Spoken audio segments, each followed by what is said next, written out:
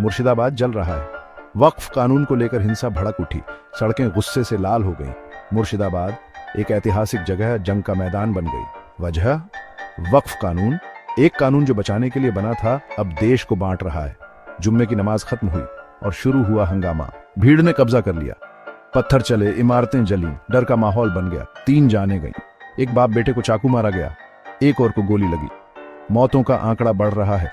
क्या यही विरोध प्रदर्शन की कीमत थी या कोई साजिश? मुर्शिदाबाद, जो कभी शांति का प्रतीक था, अब पीड़ितों की चीखों से गूंज रहा है। जलते हुए वाहनों की बदबू हवा में फैली है। क्या यही इंडिया हम चाहते हैं?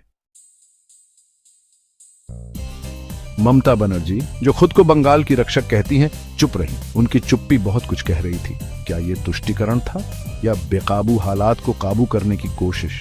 उन्होंने ऐलान किया, हम वक्फ कानून लागू नहीं करेंगे। लेकिन क्या इतना काफी था? बढ़ती हिंसा के बीच उनके शब्द खोखले लग रहे थे।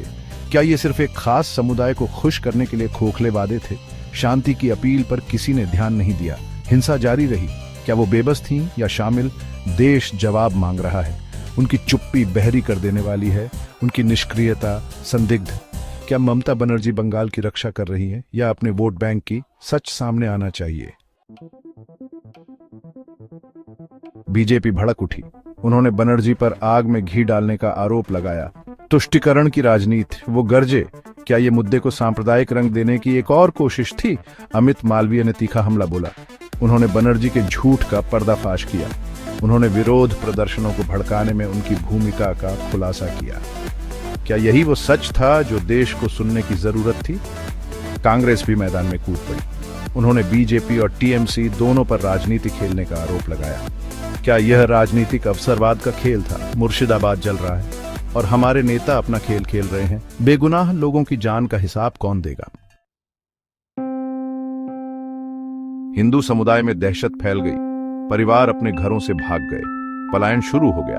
क्या यह एक खतरनाक चलन की शुरुआत थी? मुर्शिदाबाद, जो कभी संस्कृतियों का संगम था, अब एक भयावह विभाजन का गवाह बन रहा है। सामाजिक ताना बाना टूट गया है।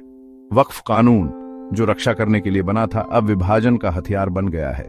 क्या यह देश को तोड़ देगा? देश देख रहा है। भविष्य अधर में लटका हुआ है। क्या न्याय मिलेगा या मुर्शिदाबाद भारत के चेहरे पर एक और दाग बन जाएगा?